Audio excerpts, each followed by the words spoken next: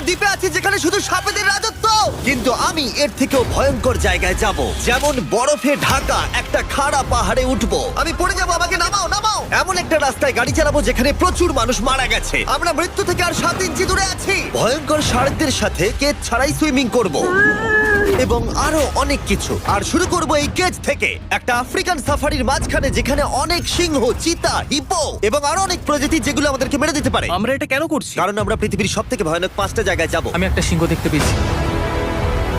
ও মাই god, এটা আমরা কেন করছি? আর যাতে সিংহরা আমাদের কাছাকাছি আসে তাই আমি অনেক মাংস এনেছি। ছড়িয়ে এবং কেজের চারপাশেও ঝুলিয়ে দেব। ভাই, আমরা বেঁচে ফিরবো তো? কিন্তু আসলে যে কারণে এই জায়গাটা বেশি ভয়ঙ্কর সেটা হলো সূর্য ডুবে যাবার পরে আমরা দেখতে পাই না, কিন্তু ওরা দেখতে পায়। জিমি, ওদিকে দুটো সিংহ রয়েছে।